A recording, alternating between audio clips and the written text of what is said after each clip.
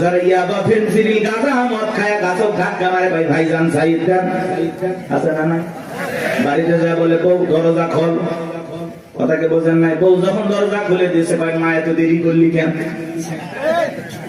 বউ তখন দিকে বলে কি ব্যাপার আমার মা কইলি কেন আজকে একটু বেশি মাল খাচ্ছি তুই মা না বউ বুঝতে পারতেছি না এরকম মাতাল আছে না নাই কিছু কিছু ছেলে পেলে আছে সন্ধ্যা হলে ঘরে দরজা বন্ধ করে জিকির করে ইজ্ঞাবা ইজ্ঞাবা ইজ্ঞাবা মা বাবা চিন্তা করে বাবা এটা কিসের ট্যাবলেট দর্শতি বলা কথা কই কিচ্ছু বোঝার দরকার নাই টাকা দে নইলে তোর মাথা ফাটাবো এরকম ইয়াবা খোর আছে না নাই যারা ইয়াবা খায় ফেন্সিডিল খায় গাঁজা মদ খায় যুবক রে সমাজের মানুষ তাদেরকে নেশাখোর বলে টোকায় বলে যারা নেশা করে তাদেরকে মানুষ ভালো চোখে দেখে না সে ভালো সন্তান হতে পারে না ভালো স্বামী হতে পারে না ভালো বাবা হতে পারে না নিঃস্ব করে সে সবাইকে কথা বলে নেশা করে না তার পরিবারকে নিঃস্ব করে এই জন্য হাতে পায়ে অনুরোধ করে বলে যায় যুবক নেশাদ্রব্য পান করা যাবে না মাদক সেবন করা যাবে না যে মুখে মা সেই মুখে মাদক তোলা যাবে না মাদককে না বলুন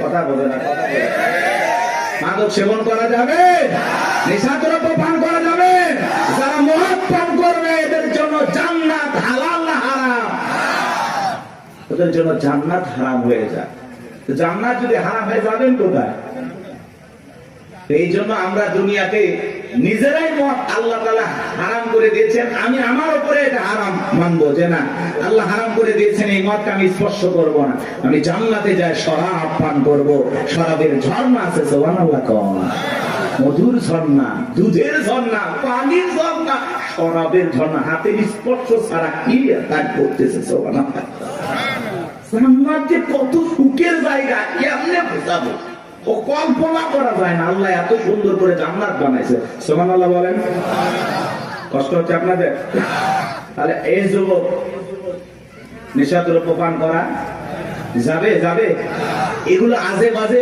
ফালতু জিনিস না খাইয়া ওই ইয়াবা ফেন্সিডিল না খাই ওই টাকাটা জমায়া বউকে মাসে একটা করে 3 পিস উপহার দাও কিছু না পাইলে অন্তত 12টা মাসে 12টা বছর খাইবা কথা কোন ঠিক কি না আলামিন ভাইয়ের কাছ থেকে যদি সুন্দর একটা শাড়ি দিতে পারতো কথাই নাই মেয়েরা সবচেয়ে পছন্দ করে কোন কালারের শাড়ি জানো নীল কালারের শাড়ি কথা কয় না নীল কালারের শাড়ি বউরে কিনে দেবেন যদি আপনার বউ বেজার হয় টাকা আমি দেবো কথা কয় না কথা কয় না এই কালারটা মেয়েরা সবচেয়ে চয়েস করে বেশি যদি পারেন আলামিন ভাইয়ের সাথে যোগাযোগ করে একটা শাড়ি খালি দিয়ে দেখেন ওই দিন বইয়ের ব্যবহার দেখে সারা জীবন আপনার মনে থাকবে কথা বলে ঠিক না এই জন্য আজে বাজে জিনিস না খাইয়া ওই টাকা জমায়া বউ বাচ্চার কাপড় কিনে দেবো ওদের মুখে হাসি ফোটাবো ইনশাআল্লাহ কোন কোন যুবক আছো মাদক দ্রব্য স্পর্শ করবা না মাদক নিজের উপরে হারাম করবা হাত করো জীবনে কোনোদিন স্পর্শ করবো না ইনশাআল্লাহ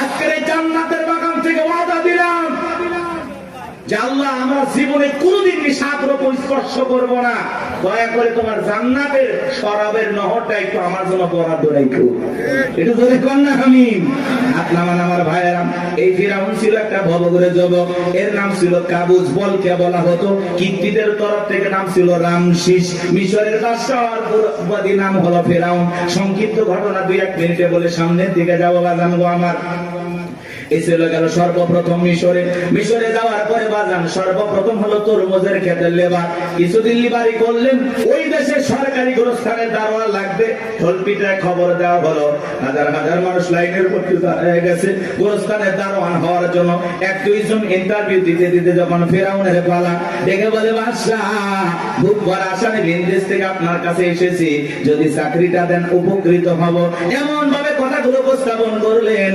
বাদশার মায়া লাগে গেল বলে আপনার সাথে ভালো মানুষ মিশর আর কেউ নাই বুক ভরা আসামে ভিন দেশ থেকে আসছি পরিবার পরিজন আছে দয়া করে যদি চাকরিটা দেন সারা জীবন আপনার প্রতি কৃতজ্ঞ থাকবো এমন ভাবে কথাগুলো বললেন কথা আছে দুষ্ট লোকের মিষ্টি কথা।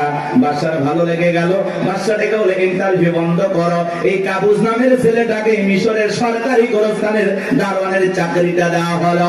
এইবার সরকারি গোরস্থানে দারোয়ানের চাকরি পাওয়ার পর ফেরাউন চিন্তা করে বাদশা প্রতি মাসে বেতন দিবে, ঠিক আছে, কিন্তু এই টাকা দিয়ে চলবে না, আমার সাইড ইনকাম করা দরকার। এইবার যারা লাশ দাফন করতে আসে ওদেরকে ডেকে বলে, শোনো, লাশ প্রতি একটা করে দিরহাম যদি দাও লাশ দাফন করতে দেবো, না হলে লাশ দাফন করতে দেবো না। জনগণ টেনশনে পড়ে গেল, একটা দিরহামের জন্য বাদশার দরবার বিচার নিয়ে যাব, লাশ পয়সা করলে শেষ হয়ে যাবে, যদি পাই একটা টাকাই ছেলেটাই পাক। এই কথা ভেবে জনগণ একটা করে দিরহাম ফেরাউনকে দেওয়া শুরু করলো।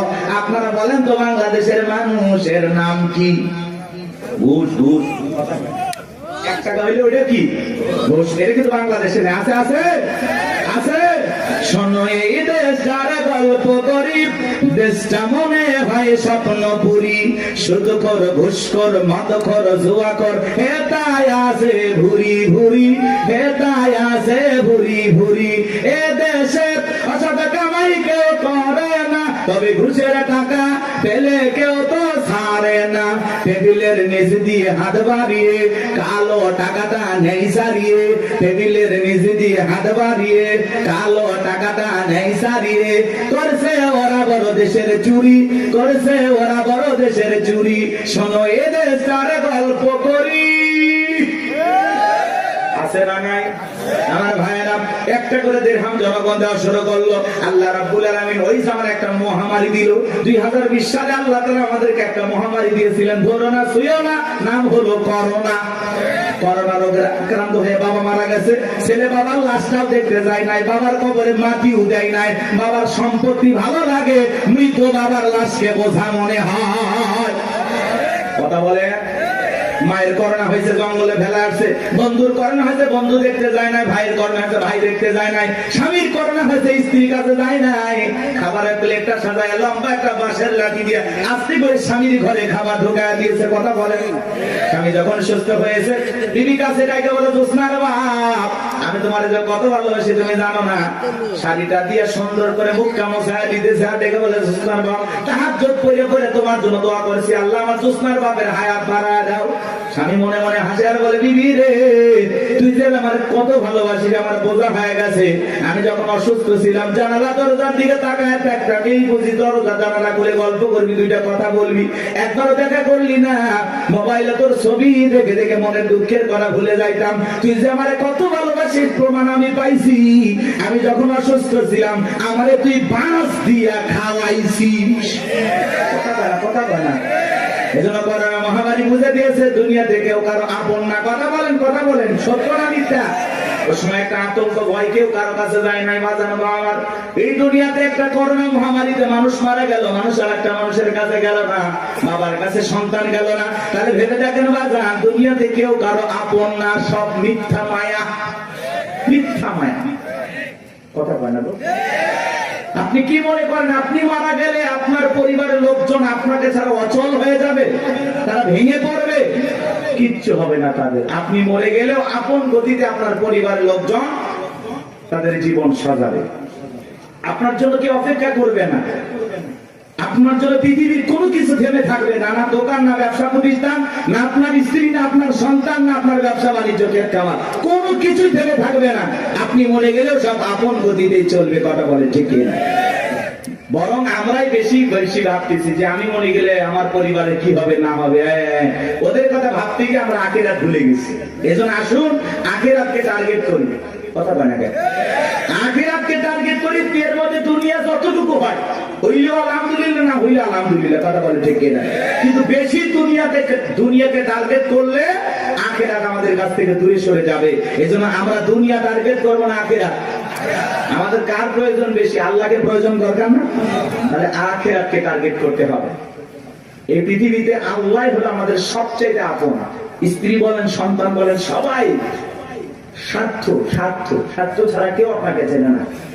পুরুষ হলো টাকা কামানোর মেশিন। পুরুষের টাকা আছে, পুরুষের পাশে সবাই আছে। পুরুষের টাকা নেই, পকেট ফাঁকা, রাস্তার ভিক্ষুক আপনার সাথে দেখা করবে না। কথা বলে ঠিক না? টাকা আছে, পুরুষের সম্মান আছে। টাকা আছে, পুরুষকে সবাই চেনে। কথাকে বোঝেন নাই? ওই যে গান শুনছেন না, গান শুনছেন, ওইদিকে যাবো না, রাগ করছেন, আপনারা তো রাগ করতেছেন। কি করবো না দোয়া করবো বলেন? আচ্ছা বলেন তো, পুরুষ হলো প্রয়োজন মিটানোর মেশিন, টাকার প্রয়োজন, সম্পদের প্রয়োজন, কথা কয় না কেন? এই প্রয়োজন মিটানোর জন্য আল্লাহ আমাদের দুনিয়ায় পাঠাইছে। কথা কি বুঝতে পারতেছেন বাজান? মন খারাপ করবেন না, যে কথা বলতে চাচ্ছিলাম বাজান, দিল দিয়ে কথাগুলো বোঝার চেষ্টা করবেন, গভীর মনোযোগ দেবেন, সামনে গেলে মজা পাবেন। হে যুবক, তোমরা নিরাশ হয় না, তোমরা যুবক, আমিও যুবক, তোমাদের মনের দুঃখটা কি বুঝি। একটু অপেক্ষা করো, তোমাদের জন্য স্পেশাল কিছু আলোচনা মাথার মেমোরিতে সেভ করা আছে, সময় মতো ডাউনলোড দিয়ে শোনায় দেব। মা বোন যারা বসে আছে না, মা একেবারে নিরাশ হবেন না মা। মহিলা প্যান্ডেলে মা বোনদের জায়গা হচ্ছে না, আমি শুনেছি। আর পাগলিদের জায়গা একটু বেশি লাগে, ওদের ঘরেও যেরকম দখল করতে চায়, বাহিরে গেলে দখল করতেছে, কথা কন না কেন? এই যে মা বোনদের জন্য কিছু ওয়াজ করা দরকার আছে না নাই? কিছু বাঁকা পথে মা বোন চলে, বাঁকা পথে চলা মা বোনদেরকে ওয়াজের মাধ্যমে আজকে একটু সোজা করা হবে। একটু সময় দেন, সামনে যায় আমার ভাইরা, চলেন সামনে থেকে যায় বাগান। ওই ডায়রিয়া কলেরা মহামারীতে হাজার হাজার মানুষ মারা গেল, আর ফিরাউনের পকেটে টাকা ঢুকলো, টাকা পাইতে পাইতে এত টাকার মালিক হয়ে গেল বাজান, টাকা রাখার কারোর কোনো জায়গায় নাই। এবার বাদশার দরবার একদিন চলে আসছে, বাদশাহ আমার কাছে কিছু টাকা পয়সা আছে, এলাকায় যারা গরিব মানুষ খাজনা দিতে পারে না, দুঃখী মানুষ খাইতে পারে না, আমি তাদের একটু জনসেবামূলক কাজ করতে চাই। বাদশাটাকে বলে, বাবা তো ভালো উদ্যোগ, তোমার মতো ছেলে ঘরে ঘরে জন্ম নেওয়া দরকার। এইবার জনগণের সেই সমস্ত টাকাগুলো নিয়ে আসা গরিব মানুষের মাঝে বিতরণ করলেন, খাজনা পরিশোধ করে দিলেন। বলেন তো টাঙ্গাইলের মুসলমান, বুঝে থাকলে বলেন তো টাকাগুলো ছিল কার? নেতা যে মাইক ধরে বলতেছে 5 লাখ দেব, ওই টাকা পাবে কোথা থেকে? আসমানের ফেরেশতারা প্যাকেট পাঠাবে নাকি? ভালো করে বুঝবেন কোন টাকা কোন জায়গায় যায়। আমাদের গাইবান্ধার আঞ্চলিক ভাষা একটা কথা বলে, মাছের তেল দিয়ে মাছ ভাজা। কথা কি বুঝতে পারতেছেন? জনগণের টাকা জনগণের মাঝে বিতরণ করে ফাও ফাও বাহাবা পাইলু, জনগণ থেকে বলে, আরে রাজ্যের বাদশা যদি এই ব্যক্তি না হয়া গোরস্থানের ছেলেটা হইতো, না জানি আমাদের কপাল খুলে যেত। নির্বাচনের আগে একটু জনসেবামূলক কাজ করা দরকার আছে না নাই? আমার এলাকার নেতা কাঁচা রাস্তা মানে মাটি রাস্তা বোঝেন তো বাজান, ইট পাড়তেছে, 2 গাড়ি ইট পাড়তেছে। মানুষজন বলে, বাবা ইট পাড়তেছে, তুমি তো এখনো নেতা হয় নাই, কারণটা কি? ছেলেটা বলতেছে, আপাতত ইট ফেলে দিলাম, আর ভবিষ্যতে আমার মার্কায় যদি সিলভারে এলাকার নেতা বানায় দিতে পারে, আমার 1 নাম্বার টার্গেটে কাঁচা রাস্তা পাকা করা।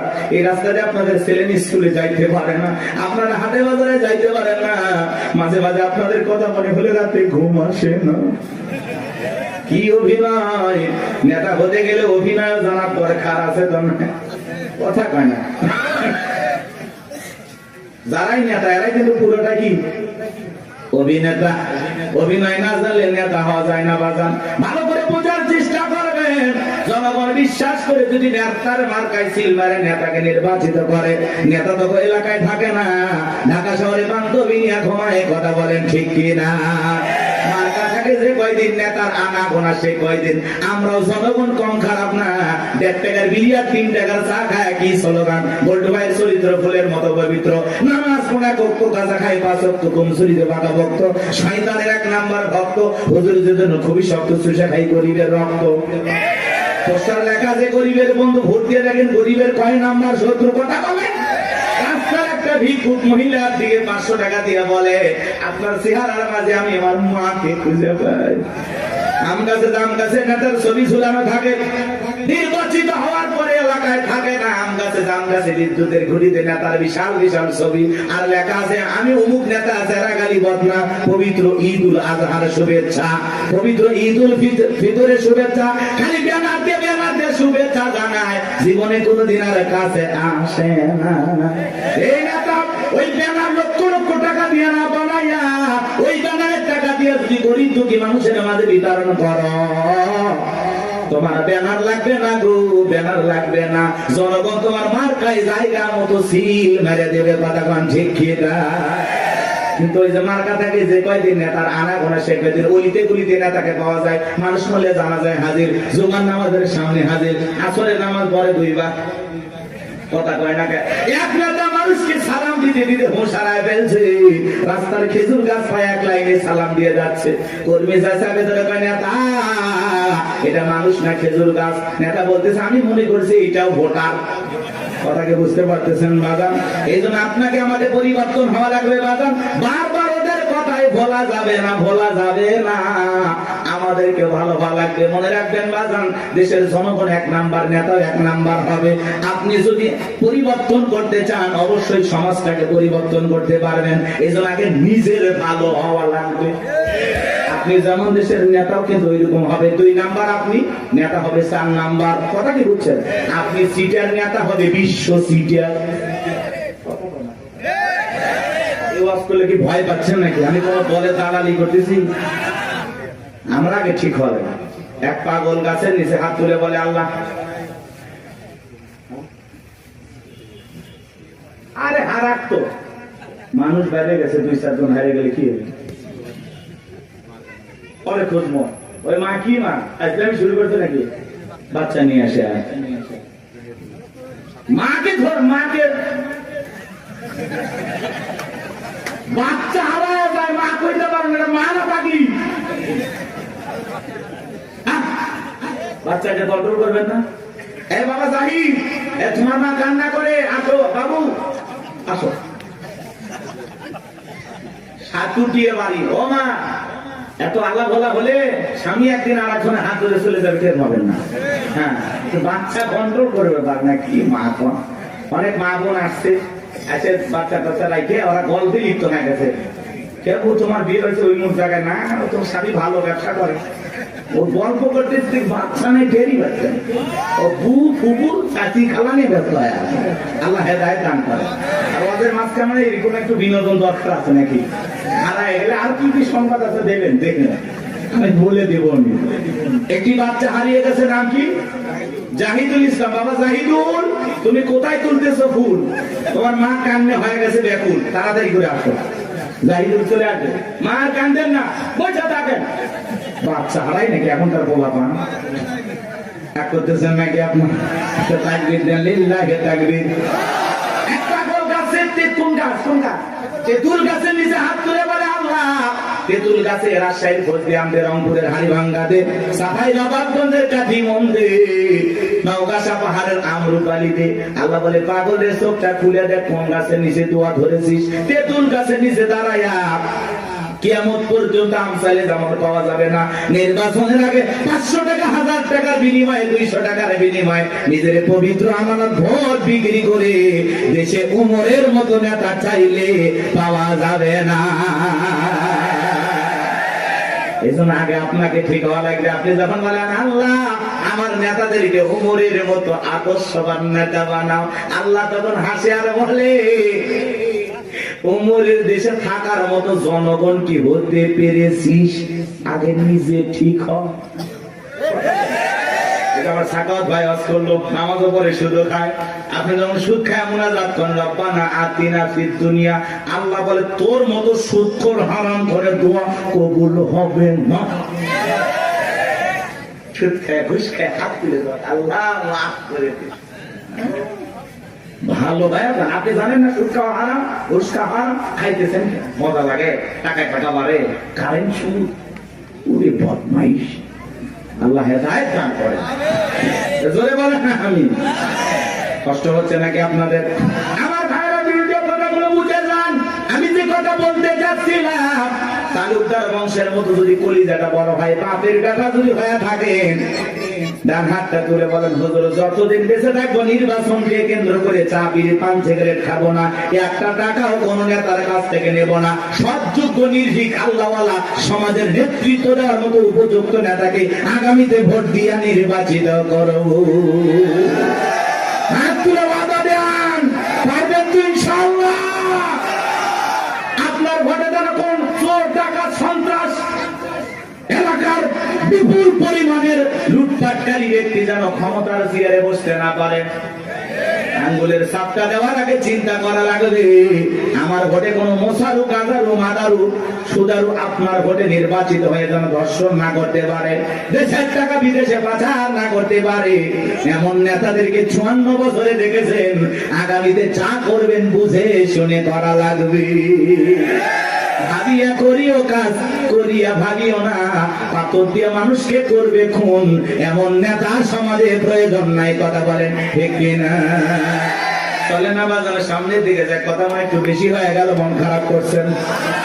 কথা বলা লাগলো, অবস্থা যেমনই হোক বাজান দিল দিয়ে কথাগুলো শুনে যান। নির্বাচনের আগে একটু জনসেবামূলক কাজ সবাই করে, আর নির্বাচনের পাতিলে যে চা রান্না হয়, বৃষ্টি হওয়ার পরে খেলে পালা নিচে যে পানি যায়, ওইটার রং আর ওই পাতিলের চায়ের রং সমান। কথা কন ঠিক কিনা? এখন একটা চা খায়া, বিড়ি খায়, সিগারেট খায়া নিজের পবিত্র আমানতটা বিক্রি করবেন না। মাথায় থাকবে। আল্লাহ হেদায়েত দান করেন। চলেন সামনের দিকে যাই বাজান। এইবার মিশরের মন্ত্রী মারা গেল, নির্বাচন শুরু হয়ে গেল। আগে তো জনগণের মন কাইরে নিয়েছে, সবাই বলে ভোট দিবা কোনখানে? কয় ফেরাউন যে মার্কাটার আছে তার মাঝখানে। এক প্রান্তে সবাই মিলে ফেরাউনকে ভোট দিয়া মিশরের মন্ত্রী বানায় দিল।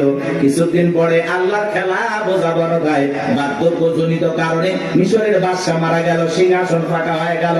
ফেরাউন সমস্ত জনগণ আর নেতাদেরকে ডেকে বলে, দেশের জনগণ শোনো দিয়া মন, দেশের বাদশা মারা গেছে, বাদশা ছাড়া একটা দেশ চলতে পারে না, তোমরাই বলো মিশরের বাদশা হবে কে? সমস্ত জনগণ ডেকে বলে, অনেক আগে আপনাকে চেনা জানা হয়ে গেছে, আপনি মিশরের বাদশা হয়ে যান, আমাদের কার কোনো আপত্তি নাই। জনগণ যখন সমর্থন দিল, ফিরাউন নেতাদেরকে ডেকে বলে, তোমরা বলো আপত্তি আছে? নেতারা ডেকে বলে, আমাদের কোনো আপত্তি নাই, জনগণ সমর্থন দিয়েছে, আপনি নেতা, কোনো সমস্যা নাই। এইবার সবার সমর্থন পাইয়া মিশরের বাদশা হয়ে গেল। ক্ষমতার চেয়ারে বসে ঠেসছে কি, রাতের বেলায় ফিরাউন ঘুমাইতে যায়, চোখে আর আরামের ঘুম আসে না, ঘুম থেকে লাফায় লাফায় ওঠে। অনেক মানুষ দেখবেন বাজানে 4টা ঘুমের ট্যাবলেট খায়, কোটিপতি টাকাওয়ালা সম্পদওয়ালা বড় বড় হাইব্রিড নেতা 4টা ট্যাবলেট খায়, ঘুমায়। এরপরে রাত 2টার দিকে ঘুম থেকে উঠে সিসি ক্যামেরার ফুটেজ তালাশ করে, কেউ ঢুকছে নাকি মারার জন্য।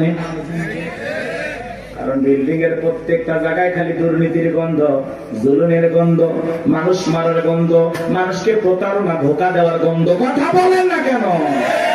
ওই বিল্ডিং কি আমনে দাঁড়াইছে? রাগ করতেছেন আপনারা? এ বাজার গো, আমার লম্বা করবো না। ধনী মানুষ টাকা আছে, সম্পদ আছে, দামি বিছানা আছে, দামি খাট আছে, কিন্তু ঘুমটা নাই।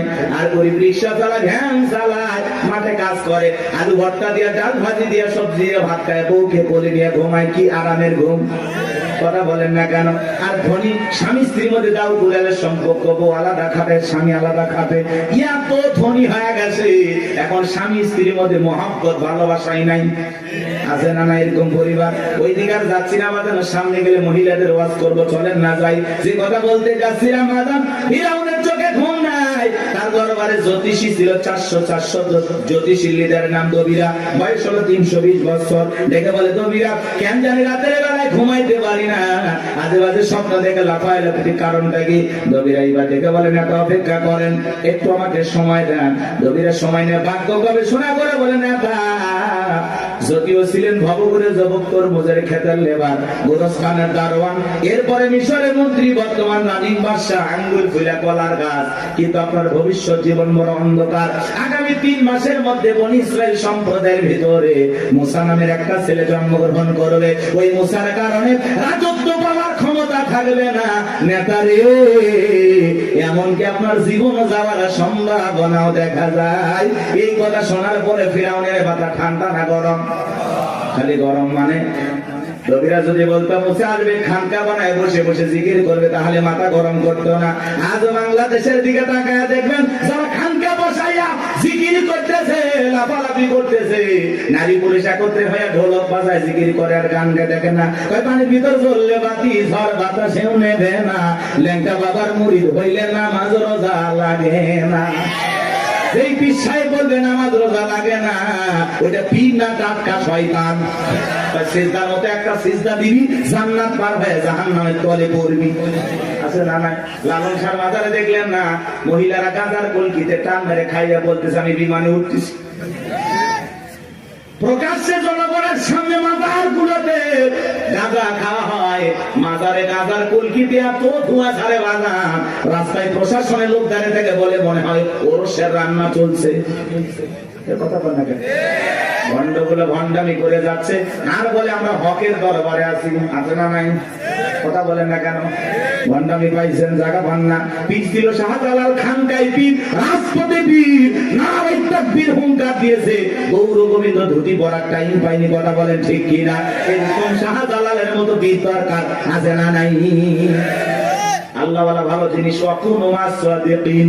আল্লাহ বলে তোমরা সত্যবাদীদের সঙ্গে হও। যে পীরের পা থেকে মাথা পর্যন্ত নবীর সুন্নাত দিয়ে ঢাকা, যার চেহারার দিকে তাকাইলে আল্লাহর কথা স্মরণ হয়, এরকম আল্লাহ ওয়ালা যেখানে আমরা আছি সেখানে নাজাকর ভণ্ড, লালু বাবা, কালু বাবা, শিকল বাবা, তালা বাবা যেখানে, শয়তান আছে সেখানে।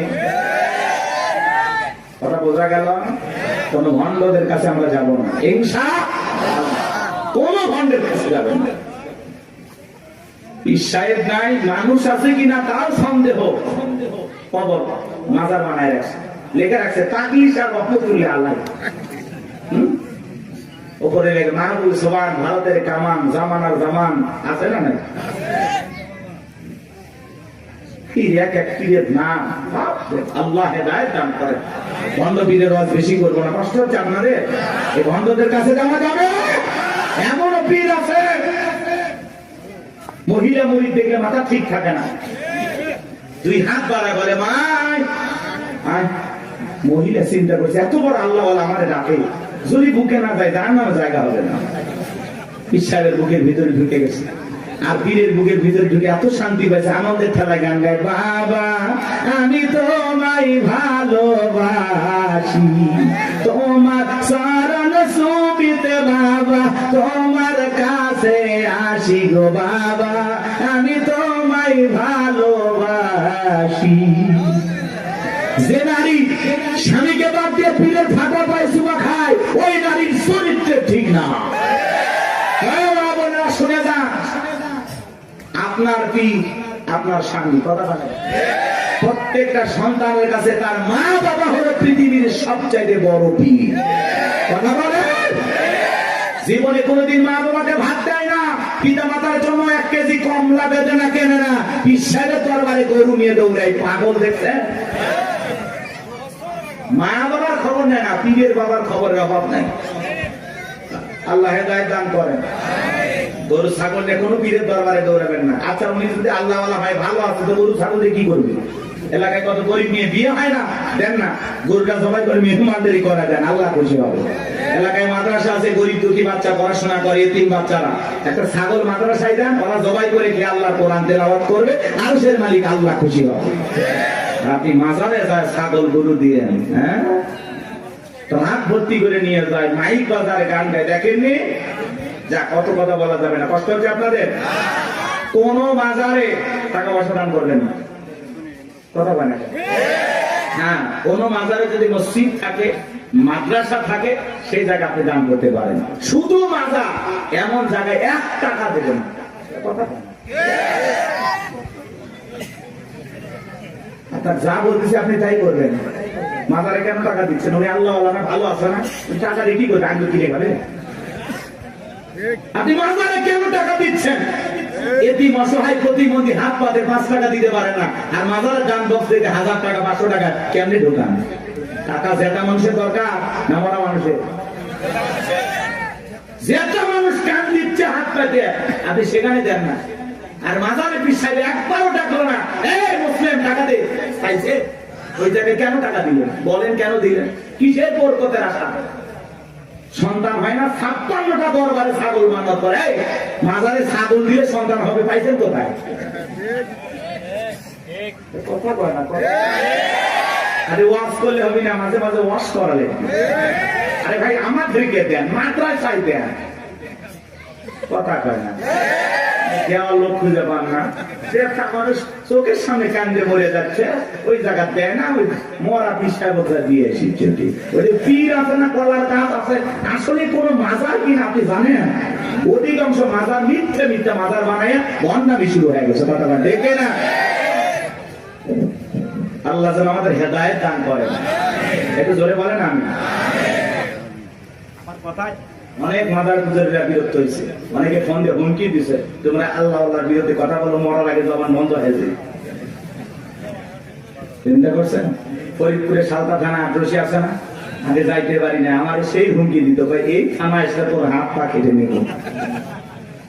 এই গত 29 তারিখে ওই জায়গায় বয়ান করে আসছে, কই হাত পা কাটার লোকগুলো খুঁজে পাইনি, কারণ ওই যে ওদের দেখে নিয়ে আমি একটু সাইজ করছিলাম। খবরদার এই ভণ্ডদের কাছে যাবেন না, হক্কানি আল্লাহ আল্লাহ ভালো সেখানে আপনি যাবেন, কিন্তু ভণ্ডদের কাছে যাব না। যেখানে ইসলাম আছে সেখানে আমরা আছি, যেখানে ভণ্ডামি আছে সেখানে আমরা নারী পুরুষ একত্রে যেখানে। আরে ভাই মহিলা মানুষ কাছে থাকলে মাথা ঠিক থাকে, কি জিকির জিকিরের কথা মনে থাকবে। আল্লাহ হেদায়েত দান করে, ওই জন্য তো ভণ্ডরা বলে মনের পর্দা বাইরের পর্দা, শুনছেন না, মনের পর্দা বড় পর্দা, বাইরের পর্দা খুলে ফেলা। মনের আলো বড় আলো, বাইরের আলো নিয়ে ফেলা। রাত 12টার সময় বাতি নিবেছে, এখন কি জিকির হচ্ছে আপনারা বুঝে নেন। আল্লাহ হেদায়েত দান করে। আমার ভাইয়েরা চলেন সামনের দিকে যায়। আজও পৃথিবীর জমিনে যারা মাজার নিয়ে বসে আছে, খানকায় বসে আছে, এদেরকে কেউ টার্গেট করে না। যারা আল্লাহর জমিনে আল্লাহ দ্বীনকে কায়েম করতে চায়, কোরআনের সমাজ ব্যবস্থা কায়েম করতে চায়, আল্লাহর আইন দিয়ে জমিনটা পরিচালনা করতে চায়, তাদেরকে টার্গেট করে করে ভিতরে ঢুকানো হয়। কথা বলে ঠিক কিনা? ফিরআউনের মাথা গরম হয়ে গেছে, হামানকে দেখে বলে এ ডাকো হামান, এই দিকে হামানের মাথায় কোনো চুল ছিল না, সাদে মাল নাই, বাম পারলো, পুরো মাথা ছিল ভারতের দমদম এয়ারপোর্ট। দেখে বলে হামান রে তাড়াতাড়ি করে বল। নবীরা বলল একটা মুসা নামের ছেলে জন্মগ্রহণ করবে, ওর কারণে রাজত্বের চেয়ার থাকবে না, ক্ষমতা থাকবে না, এমনকি আমার জীবনটাও নাকি চলে যাবে, এটা তো মেনে নেওয়া যায় না। হামান ডেকে বলে নেতা টেনশন নাই, মাইট ইজ রাইট, জোর যার মূল্য তার, পাওয়ার রাজত্ব আমাদের, ক্ষমতা আমাদের হাতে, আমরা যা বলবো মিশরের জনগণ তাই মানতে বাধ্য। বলে কি করতে চাস? হামান ডেকে বলে নেতা যত ছেলে সন্তান জন্মগ্রহণ করবে সবাইকে জবাই করে করে দুনিয়ার বুক থেকে বিদায় করে দেব, তাহলে আপনার শত্রু মুসার আগমন ঘটবে না। এমন কথা শোনার পরে ফিরআউন ডেকে বলে হামান রে আসলেই তোর মাথায় বুদ্ধি আছে, তবে শোন, ছেলেগুলোকে জবাই করবি, মেয়েগুলোকে জবাই করবি না, কারণ ছেলেদের মধ্যে আমার শত্রু আছে, মেয়েদের মধ্যে কোনো শত্রু নাই। তার মানে চোর বলে মানুষ ভালো, মোবাইল নিয়ে গেল, সিম কার্ড খুলে দিয়ে গেল। কথা বলেন ঠিক কিনা? সন্তান জবাই করা শুরু হয়ে গেল, 3টা মাস অতিবাহিত হয়ে গেল। দবিরাকে দেখে বলে দবিরা এইবার গবেষণা করে দেখ আমার পথের কাটা মুসা মরল না বাঁচলো। দবিরা গবেষণা করে বলে না, তার 3টা বর্ণনা পাওয়া যায় বাজান। একটি বর্ণনায় বলা হয়েছে 20,000, আর একটি বর্ণনায় বলা হয়েছে 24,000, আর একটি বর্ণনায় বলা হয়েছে 80,000। দবিরা দেখে বলে না, তো যদিও হাজার হাজার মায়ের মুখ খালি কইরা সন্তানগুলোকে জবাই করে বিদায় করেছেন, কিন্তু আপনার পথের কাটা মুসা এখনো মরে নাই, মরে নাই, মায়ের কোলে জীবিত আছে, সুস্থ আছে, কিন্তু কোন বাড়িতে আছে, কোথায় আছে, এইটা বলার ক্ষমতা আমাদের নাই। বলেন আল্লাহু আকবার। ওয়া মাকারু ওয়া মাকারাল্লাহ ওয়াল্লাহু খায়রুল মাকিরিন। এলাকার আল্লাহ চাই মুসারে বাঁচাতে, ফিরআউন চাই মারতে, আর 14 গোষ্ঠী এক জায়গা হয় মুসার একটা পছন্দ জিততে পারবে না। কথা বলেন ঠিক কিনা? ফিরআউন রাগান্বিত হয়ে বলে এ সেনাবাহিনীর দল, এতগুলো মারলি, আসলটাই মারতে পারলি না, এলাকায় তল্লাশি চালাও, চিরনবিধান চালাও, ঘরে ঘরে প্রবেশ করো, যেখানে মুসারে পাইবা দরবার জবাই করবা, আমার মাথা টেনশনটা দূর করো। যাও। একদল সেনাবাহিনী মুসা নবীর বাড়ি থেকে রওনা করেছে। মুসা নবীর বড় বোন নাম মারিয়ম দেখে বলে মা, ওই যে ফিরআউনের সেনাবাহিনী দেখা যায় মা, আর বুঝি ভাইকে বাঁচানো গেল না। মুসা নবীর মা সন্তানকে দিক সেদিক দৌড়ায়, কে যেন ইলহামের মাধ্যমে আওয়াজ দেয়, বলে মুসা মা তোমার সন্তানটাকে চুলার ভিতরে ফেলায় দাও, কথা দিলাম গো তোমার সন্তানটাকে আবার তোমার কোলে ফেরায় দেব। বলুন সুবহানাল্লাহ। মুসা নবীর মা তাই করলেন। লম্বা ঘটনা বাদাম সংক্ষিপ্ত করে বলে দিয়ে যায়, ফিরআউনের সেনাবাহিনী তল্লাশি চালাইয়া তন্ন তন্ন করে ঘর বাহিরে সব জায়গায় খুঁজে তারা চলে গেল। এইবার মুসা নবীর মা চোখের কোনায় পানি নিয়ে কাঁদেন, আর মনে মনে ভাবেন সন্তান বুঝি আগুনে পড়ে কয়লা হয়ে গেছে। কাছে যায় তাকায় দেখেন না না, মুসা নবী আগুনে পড়ে নাই, মুসা নবী চুলার ভিতরে পড়ে মুস্কি মুস্কি হাসতেছি। সন্তানটাকে কোলের মধ্যে নেবেন, কে যেন তাই আওয়াজ দেয়, বলে মুসার মা কতদিন জালেম ধরে ভাই লুকিয়ে রাখবা, সিন্ধুক একটা বানায়া দরিয়ার বুকে ভাসায়া দাও, কথা দিলাম গো তোমার ছেলেটাকে আবার তোমার কোলে ফেরায়া দেব। মুসা নবীর মা টেনশনে পড়ে গেলেন, সিন্ধুক পাবেন কোথায়? পরের দিন সকালবেলা কে যেন ডেকে বলে, মিস্ত্রি লাগবে না, আমি একজন মিস্ত্রি। মুসা নবীর মা ডাইকে বলে, মিস্ত্রি দিকে আসো। জীবনে কেউ মিস্ত্রি বলে চিল্লাইলো না, তুমি কিসের মিস্ত্রি, কি বানাইতে পারো? মিস্ত্রি ডেকে বলে, মা আপনি যদি মনে করেন এমন একটা সিন্ধুক আপনার দরকার, যে সিন্ধুকের ভিতরে আপনার সন্তানকে তুলে দরিয়ার বুকে ভাসায়া দেবেন, ও মা চাইলে এমন একটা সিন্ধুক আমি বানাই দিতে পারি, তাই নাকি? বলে হ্যাঁ। মুসা নবীর মা ডেকে বলে, মিস্ত্রি তুমি তোমার মনের কথা বলেছ, এরকম একটা সিন্ধুক আমার প্রয়োজন। মিস্ত্রি ডেকে বলে, মা কিছু যন্ত্রপাতি আছে, ভাত দেওয়ার জন্য পানির প্রয়োজন হতে পারে, আবার না হলেও চলবে, আপনি একটু ভিতর থেকে পানি নিয়ে আসেন। মুসা নবীর মা ভিতর থেকে পানি নিয়ে এসে দেখে মিস্ত্রি সুন্দর একটা সিন্ধুক বানায়া দাঁড়িয়ে আছে। এবার সিন্ধুকটা হাতের মধ্যে দিয়ে মিস্ত্রি দৌড়ায়, পেছন থেকে ডেকে বলে, মিস্ত্রি লোহার পয়সা কি নিবা না, কাঠের পয়সা কি নিবা না, তোমার পারিশ্রমিকের দামটা কি নিবা না? মিস্ত্রি ডেকে বলে, মা যারা বিপদে পড়ে আমি তাদের উপকার করি, বিনিময়ে টাকা পয়সা গ্রহণ করি না। মুসা নবীর মা ডেকে বলে, মিস্ত্রি এই বিপদের দিনে এত বড় উপকার করলা, লোহার পয়সাও নিবা না, কাঠের পয়সাও নিবা না, তোমার পারিশ্রমিকের দামটাও নিবা না, অন্তত তোমার নামটা বলে যাও, মাঝে মাঝে তোমার কথা মনে হলে আল্লাহর কাছে তোমার জন্য দোয়া করব। মিস্ত্রি দেখে বলে, মা আমি দুনিয়ার কোন সাধারণ মিস্ত্রি না, আমি আল্লাহর ফেরেশতা, আমার নাম জিবরাইল। এইবার সিন্ধুকের ভিতরে মুসা নবীকে তুলে দরিয়ায় ভাসায় দিলেন। আর মেয়ে মারিয়ামকে বলে, মা সিন্ধুক ভাসতে ভাসতে কই যায় খবর নিয়ে আসবি। ওই দিন বিকেল বেলা ফিরাউন তার প্রিয়তমা স্ত্রী আসিয়াকে নিয়ে আসছে সমুদ্রের সৈকতে হাওয়া খাইতে। মাঝে মাঝে বউকে একটু বিনোদন করা দরকার, আছে না নাই? হালাল বিনোদন। মাঝে মাঝে ভাবি কিনে কক্সবাজার চলে যাবেন যদি সামর্থ্য থাকে, কথা কয় না? বউকে পর্দা করাইয়া নিয়ে যাবেন। আমি কি বলছি, কক্সবাজারে যে হাফ প্যান্ট পরে গোসল করবেন, তাহলে গুনাহ হবে, কথা কয় না কেন? কিছু পোলাপান আছে বউ সুন্দরী, মাথা কাজ করে না, কক্সবাজার নিয়ে যায় ঘোড়ার উপরে তুলে সেলফি তোলে, সুন্দর করে সমুদ্রের পানিতে গোসল করতে সেলফি তোলে, বিকেল বেলা আইডিতে পোস্ট করে বলে, প্রিয়তমার সাথে কক্সবাজারের প্রথম দিন কিছু ছবি তুলেছি দোস্ত তোমাদের দেখার জন্য, ভাবিকে বৃষ্টি ভিজা শরীরে কেমন লাগতেছে একটু লাইক কমেন্টসে জানাও।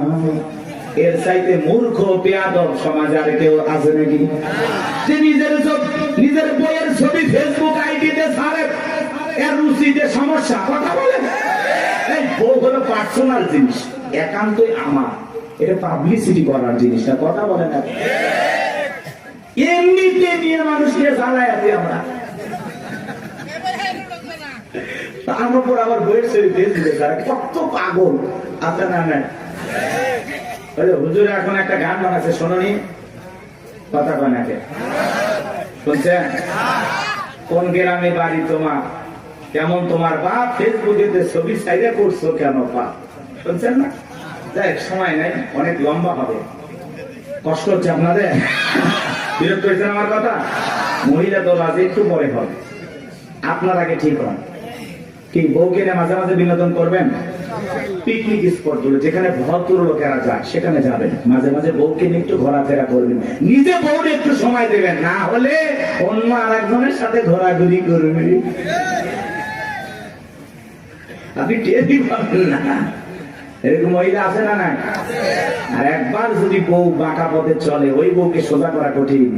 নষ্ট গাড়ি ঠিক করা যায়, কিন্তু নষ্ট নারীকে ঠিক করা যায় না। একবার যদি একটা নারীর চরিত্র নষ্ট হয়ে যায়, ওই নারী একটা পতিতার চাইতে নিকৃষ্ট হয়ে যায়। এই জন্য বাজান, কথাগুলো বাস্তব। নষ্ট গাড়ি ঠিক করা যায়, কিন্তু নষ্ট নারীকে ঠিক করা যায় না। নারী এমন একটা জিনিস, নারী বুঝতে পারলে নিয়ামত, না বুঝতে পারলে কিয়ামত। বুঝতে পারলেই ঘরে সুন্দর পরিবেশ নিয়ে বাঁচতে পারবেন, আর না বুঝতে পারলে ঘরে আগুন চলবে, দাউ দাউ করে অশান্তির আগুন জ্বলবে। ওই আগুনে শুধু আপনি জ্বলবেন, আপনার পরিবারও জ্বলবে, সমাজ জ্বলবে, কথা বলে ঠিক না? আরে ভাই, মসজিদে মুয়াজ্জিনি করে বইয়ের জ্বালায় গলা দড়ি দিয়ে মরছে, দড়ি দিয়ে মরছে।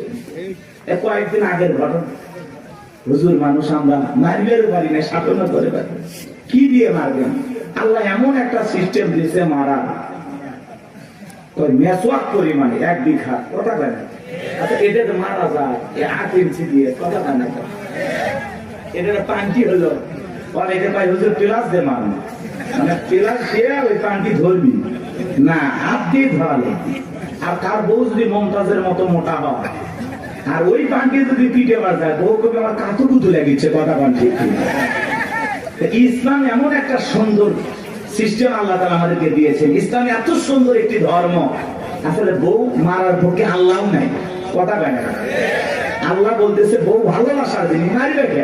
আর তুমি যদি সকালে বউরে পিটাও, রাতের বেলা তুই ঘুমাবা, ওই বউয়ের কাছে যাতে তোমার লজ্জা করবে না, কথা কেন? আর পাগল, কিছু পাগল আছে না, বউরে এমন পিটান পিটা, যতক্ষণ আব্বা ডাকছিস ততক্ষণ ছাড়বো না। মানুষকে গৌরী এত মারিস কেন? তাই মারবো না। এই বেহানারি বাবার কাছে আমি 1.5 লাখ টাকা পাই, মাত্র 1 লাখ টাকা দিয়েছে, এখন আমি 50,000 টাকা পাই। ও মানে শ্বশুর বাড়ি থেকে হালখাতার টাকা পাই। এরকম যৌতুক লোভী কিছু আছে না? যারা যৌতুকের জন্য বউকে পিটায়, এরা হলো ছোট লোক, কথা বলেন।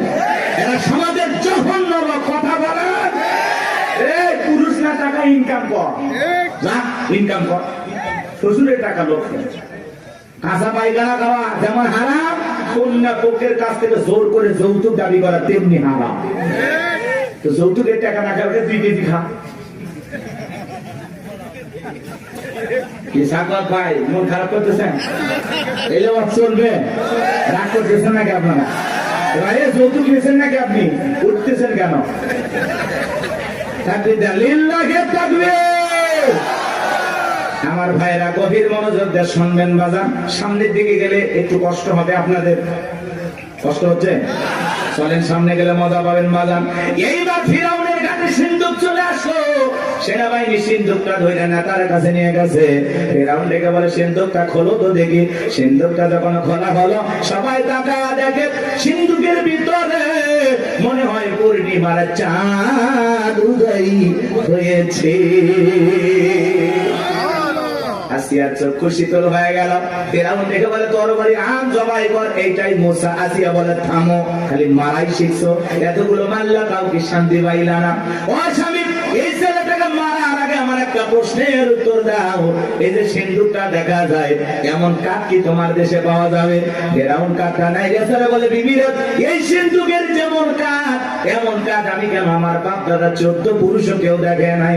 আসিয়া বলে, স্বামী, এটা ভিন দেশি কারো সন্তান, বাঁচতে বাঁচতে আমার দেশে আসছে, এই ছেলেটাকে আমি মারতে দেব না। এই ছেলেটাকে আমাদের পালক পুত্র হিসাবে লালন পালন করতে চাই। জোরে কোন মারহাবা। কথায় আছে, যেখানে বাঘের ভয় সেখানে রাত হয়। যারে খুঁজতেছে মারার জন্য, আল্লাহ তারই দায়িত্ব দিল লালন পালন করার জন্য। জোরে বলেন মারহাবা। আসিয়া যখন বলেছে, ছেলেটাকে আমি পালবো, একে আমাদের পালক পুত্র বানাবো।